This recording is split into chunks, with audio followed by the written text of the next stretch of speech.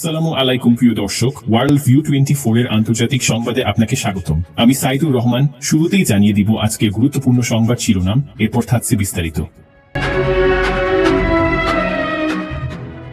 দর্শক, জানিয়ে দিব আজকের আপডেট খবর। হামাস জিম্মিদের মুক্তি না দিলে ভয়াবহ পরিস্থিতি সৃষ্টি হবে, ট্রাম্পের হুঁশিয়ারি। এরপরে জানবেন পুতিনের 2 শর্ত মানলেই বন্ধ হবে ইউক্রেন যুদ্ধ। আরও জানবেন অনির্দিষ্টকালের জন্য জিম্মি মুক্তি বন্ধ করল হামাস। স্টিল ও অ্যালুমিনিয়ামের ওপর 25% শুল্ক আরোপ করলেন ট্রাম্প। সবশেষে জানিয়ে দিব যুক্তরাষ্ট্রের অ্যারিজোনায় 2 উড়োজাহাজের সংঘর্ষ। আপনারা শুনছিলেন আজকের সংবাদ শিরোনাম, এবার শুনবেন বিস্তারিত। যদি ভিডিওটি আপনাদের ভালো লাগে তাহলে অবশ্যই লাইক দিন, আপনার মতামত জানাতে কমেন্ট করুন, শেয়ার করুন এবং নতুন আপডেট পেতে চ্যানেলটি সাবস্ক্রাইব করে রাখুন। ধন্যবাদ। গাজায় হামাস ও ইসরায়েলের মধ্যকার যুদ্ধবিরতি বাতিলের হুঁশিয়ারি দিয়েছেন মার্কিন প্রেসিডেন্ট ডোনাল্ড ট্রাম্প। তিনি বলেছেন, শনিবারের মধ্যে সব ইসরায়েলি জিম্মিকে ফেরত না দিলে যুদ্ধবিরতি বাতিল করা উচিত। ট্রাম্প বলেন, সব জিম্মিকে একসঙ্গে চান, ভেঙে ভেঙে নয়, 2 জন, 1 জন, 3 জন, 4 জন বা 2 জন করে নয়। তিনি জোর দিয়ে বলেন, আমি ব্যক্তিগতভাবে বলছি, ইসরায়েল চাইলে সিদ্ধান্ত বদলাতে পারে। সোমবার তিনি সাংবাদিকদের বলেন, যদি সব জিম্মি ফেরত না আসে তাহলে ভয়াবহ পরিস্থিতি সৃষ্টি হবে। তিনি বলেন, হামাস হয়তো আমার কথা বুঝতে পারবে। এর আগে ইসরায়েলের বিরুদ্ধে যুদ্ধবিরতি চুক্তি লঙ্ঘনের অভিযোগ এনে জিম্মিদের মুক্তি দেওয়ার পরবর্তী কার্যক্রম স্থগিত করার কথা জানান হামাসের সামরিক শাখার একজন মুখপাত্র। ট্রাম্পের হুঁশিয়ারির জবাবে হামাসের এক জ্যেষ্ঠ মুখপাত্র বলেন, প্রেসিডেন্ট ট্রাম্পকে মনে রাখতে হবে যে যদি তিনি ইসরায়েলি জিম্মিদের মুক্তি চান তাহলে উভয় পক্ষকেই চুক্তির শর্ত মেনে চলতে হবে। স্বামী আবু জুবরি এক সাক্ষাৎকারে বলেন, এ ধরনের হুঁশিয়ারির কোনো মূল্য নেই, এটি শুধু বিষয়টিকে জটিল করছে। 2023 সালের অক্টোবরে হামাস ইসরায়েলে হামলা চালিয়ে 251 জনকে গাজায় তুলে নিয়ে জিম্মি করে। এরপর ইসরায়েল গাজায় যুদ্ধ শুরু করে। 73 ইসরায়েলি এখনো গাজায় জিম্মি রয়েছেন। এর সঙ্গে 3 জন রয়েছেন যাদের 1 দশক আগে অপহরণ করা হয়। এর মধ্যে একজন মৃত বলে মনে ধারণা করা হয়। গত 19 জানুয়ারি গাজায় যুদ্ধবিরতি শুরু হয়। সেই থেকে 16 ইসরায়েলি ও 5 স্থায়ী নাগরিককে জিম্মির সাথে মুক্তি দিয়েছে হামাস। বিনিময়ে ইসরায়েল 566 ফিলিস্তিনিকে মুক্তি দিয়েছে। 3 সপ্তাহের যুদ্ধবিরতির প্রথম ধাপ শেষে 33 জন জিম্মি এবং 1900 বন্দী মুক্তি পাওয়ার কথা রয়েছে। ইসরায়েল জানায় ওই 33 জনের মধ্যে 8 জন এরই মধ্যে মারা গেছেন। বাকি জিম্মিদের মুক্তি দ্বিতীয় ধাপে সম্পন্ন হওয়ার কথা রয়েছে, তবে এ নিয়ে এখনো আলোচনা চূড়ান্ত হয়নি। ইউক্রেন যুদ্ধের অবসান চাইলে রুশ প্রেসিডেন্ট ভ্লাদিমির পুতিনের সব শর্ত মেনে নিতে হবে বলে জানিয়েছে মস্কো।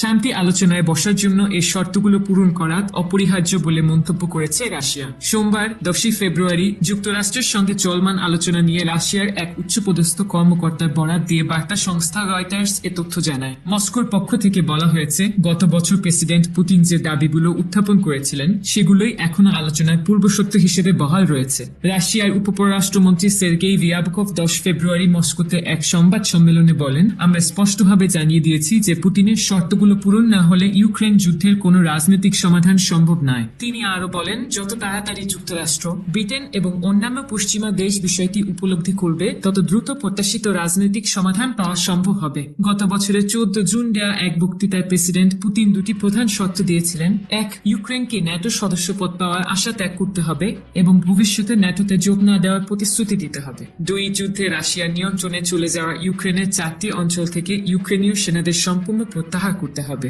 অপরদিকে কিয়েভ এর শর্তগুলোকে পূর্ণ আত্মসমর্পণের সামিল বলে উল্লেখ করে প্রত্যাখ্যান করেছে। ইউক্রেন বলছে, যুদ্ধ শুরুর পর থেকে তারা ন্যাটোতে যোগদানের চেষ্টা চালিয়ে যাচ্ছে এবং রাশিয়ার দখলে যাওয়া ভূখণ্ড পুনরুদ্ধার করাই তাদের প্রধান লক্ষ্য। যুক্তরাষ্ট্রের সাবেক প্রেসিডেন্ট ডোনাল্ড ট্রাম্প নির্বাচনী প্রচারণায় প্রতিশ্রুতি দিয়েছিলেন যে ক্ষমতায় ফিরলে তিনি 24 ঘন্টার মধ্যে ইউক্রেন যুদ্ধ বন্ধ করবেন। কিন্তু তার ফিরে আসার পর 20 দিন পেরিয়ে গেলেও যুদ্ধ বন্ধের ক্ষেত্রে দৃশ্যমান কোনো অগ্রগতি হয়নি। রোববার 9 ফেব্রুয়ারি ট্রাম্প দাবি করেছেন, আলোচনা কিছুটা এগিয়েছে, তবে সংকট কিভাবে সমাধান করবেন সে সম্পর্কে কোনো বিস্তারিত ব্যাখ্যা দেননি। বিশ্লেষকরা মনে করছেন, রাশিয়ার শর্ত মেনে নেওয়া ইউক্রেনের জন্য অত্যন্ত কঠিন সিদ্ধান্ত। একই সঙ্গে পশ্চিমা সমর্থন অব্যাহত রাখা এবং রাশিয়ার সঙ্গে আলোচনার মধ্যে ভারসাম্য বজায় রাখাও কিয়েভের জন্য বড় চ্যালেঞ্জ হয়ে দাঁড়িয়েছে। এদিকে যুদ্ধ বন্ধে আলোচনার উদ্যোগ চললেও উভয় পক্ষের মধ্যে স্থায়ী সমাধান আসবে কিনা তা নিয়ে সংশয় থেকেই যাচ্ছে। ইসরায়েলের বিরুদ্ধে যুদ্ধবিরতি চুক্তি লঙ্ঘনের অভিযোগ তুলে দেশটির বাকি জিম্মিদের মুক্তি অনির্দিষ্টকালের জন্য স্থগিত করার ঘোষণা দিয়েছে ফিলিস্তিনের স্বাধীনতাকামী সশস্ত্র গোষ্ঠী হামাস। সামাজিক যোগাযোগ মাধ্যম টেলিগ্রামে সোমবার 10 ফেব্রুয়ারি দেওয়া এক পোস্টে এই ঘোষণা দেয় গোষ্ঠীটি। কাতার ভিত্তিক গণমাধ্যম আল জাজিরা জানায়, এ বিষয়ে টেলিগ্রামে একটি বিবৃতি দিয়েছেন হামাসের সশস্ত্র শাখা কাসাম ব্রিগেডের মুখপাত্র আবু ওবায়দা। এতে বলা হয়, তারা শনিবারের 15 ফেব্রুয়ারি জন্য পরিকল্পনায় থাকা আরও ইসরায়েলি জিম্মিদের মুক্তি দিতে পরবর্তী নোটিশ না হওয়া পর্যন্ত দেরি করবে। আবু ওবায়দা বলেন, 3 সপ্তাহ ধরে আমরা ইসরায়েলের যুদ্ধবিরতির চুক্তি লঙ্ঘন ও চুক্তির শর্তাবলী মেনে চলার বিষয়টি পর্যবেক্ষণ করেছি। এই লঙ্ঘনের মধ্যে রয়েছে বাস্তুচ্যুত ব্যক্তিদের উত্তর গাজায় ফিরে আসতে দেওয়ায় দেরি করা, গাজা উপত্যকার বিভিন্ন স্থানে ইসরায়েলি বাহিনীর গুলি চালানো ও ত্রাণ উপকরণ প্রবেশের অনুমতি না দেওয়া, অথচ হামাস চুক্তির আওতায় সব বাধ্যবাধকতা পূরণ করেছে। তিনি আরও জানান, পূর্বের বাধ্যবাধকতাগুলোর সঙ্গে ইসরায়েলের সম্মতি না দেওয়া ও পূর্ব নির্ধারিতভাবে ক্ষতিপূরণ না দেওয়া পর্যন্ত জিম্মি মুক্তি স্থগিত থাকবে। ইসরায়েল যতক্ষণ চুক্তি মেনে চলার ব্যাপারে পেশাদারিত্ব রাখবে, ততক্ষণ হামাস ও চুক্তির শর্তাদির প্রতি প্রতিশ্রুতি নিশ্চিত করবে বলে বিবৃতিতে উল্লেখ করা হয়েছে। অন্যদিকে হামাসের জিম্মি মুক্তিতে দেরি করার ঘোষণায় পাল্টা ফিলিস্তিনি গোষ্ঠীটির বিরুদ্ধে যুদ্ধবিরতি চুক্তি লঙ্ঘনের অভিযোগ এনেছেন ইসরায়েলের প্রতিরক্ষা মন্ত্রী ইসরায়েল কাটজ। তিনি ইসরায়েলের প্রতিরক্ষা বাহিনীকে সতর্ক থাকার নির্দেশ দিয়েছেন। যুক্তরাষ্ট্রে স্টিল ও অ্যালুমিনিয়াম রপ্তানি করতে হলে 25% শুল্ক দিতে হবে বলে ঘোষণা দিয়েছেন দেশটির প্রেসিডেন্ট ডোনাল্ড ট্রাম্প। সোমবার ট্রাম্প এই প্রশাসনিক নির্দেশ বা এক্সিকিউটিভ অর্ডার দিতে সই করেছেন। এতে বলা হয়েছে, পৃথিবীর যে কোনো দেশ থেকে মার্কিন যুক্তরাষ্ট্রে স্টিল বা অ্যালুমিনিয়াম বিক্রি করলে 25% রপ্তানি শুল্ক দিতে হবে। অবশ্য নির্বাচনী প্রচারের সময় ট্রাম্প জানিয়েছিলেন, ক্ষমতায় এলে তিনি এ কাজ করবেন। ট্রাম্পের ভাষ্য, যুক্তরাষ্ট্র থেকে এই দুই পণ্য বিদেশে গেলে রপ্তানি শুল্ক দিতে হয়, সে কারণে তিনিও ওই একই শুল্ক ধার্য করবেন। এই দুই পণ্যের উপর শুল্ক আরোপ ছাড়াও গাড়ির যন্ত্রাংশ, ওষুধ এবং কম্পিউটার চিপের উপরেও একই রকম শুল্ক ধার্য করা হতে পারে বলে ইঙ্গিত দিয়েছেন মার্কিন প্রেসিডেন্ট। জার্মানিতে অন্যতম স্টিল উৎপাদন সংস্থা টাইসেন ক্রুক সোমবার জানিয়েছে, ট্রাম্পের এই সিদ্ধান্ত তাদের ব্যবসায় খুব বেশি প্রভাব ফেলবে না। তাদের কথায়, আমাদের মূল বাজার ইউরোপ, ফলে ট্রাম্পের এই ঘোষণা খুব বেশি প্রভাব ফেলবে না। তাদের বক্তব্য, যুক্তরাষ্ট্র যে স্টিল ব্যবহার হয় তার অধিকাংশই দেশটির বিভিন্ন সংস্থা তৈরি করে, ফলে ট্রাম্পের এই ঘোষণার ফলে বিশ্ব বাজারে খুব বেশি প্রভাব পড়ার কথা নয়। বস্তুত ইউরোপীয় ইউনিয়নও ট্রাম্পের এই পদক্ষেপ মেনে নিয়েছে। তারা জানিয়ে দিয়েছে, এ বিষয়ে তাদের কোনো বক্তব্য নেই। জার্মান গণমাধ্যম ডয়চে ভেলে জানিয়েছে, এদিনই যুক্তরাষ্ট্রের একটি উচ্চপদস্থ প্রতিনিধি দল ইউরোপ রওনা হয়েছে। ইউরোপীয় ইউনিয়নের নেতাদের সঙ্গে বিভিন্ন বিষয়ে তাদের আলোচনা হওয়ার কথা, যার মধ্যে অন্যতম আলোচনার বিষয় ইউক্রেন রাশিয়া যুদ্ধ। তবে ওই বৈঠকে ট্রাম্পের শুল্ক নীতি নিয়েও আলোচনা হতে পারে বলে মনে করছেন বিশেষজ্ঞরা। সোমবার গুগল জানিয়েছে, আনুষ্ঠানিকভাবে গুগল ম্যাপে মেক্সিকো উপসাগর বা গালফ অফ মেক্সিকোর নাম বদল করা হয়েছে। যুক্তরাষ্ট্রের গুগল ম্যাপ খুললে গালফ অফ আমেরিকা দেখা যাবে, মেক্সিকোতে ম্যাপ খুললে অবশ্য গালফ অফ মেক্সিকোই দেখা যাবে। পৃথিবীর অন্য যে কোনো প্রান্তে ম্যাপ খুললে গালফ অফ মেক্সিকো লেখা থাকবে, পাশে ব্র্যাকেটে আমেরিকা উপসাগর লেখা থাকবে। অ্যাপেল ম্যাপে অবশ্য এখনো মেক্সিকো উপসাগরের নামে কোনো পরিবর্তন করা হয়নি।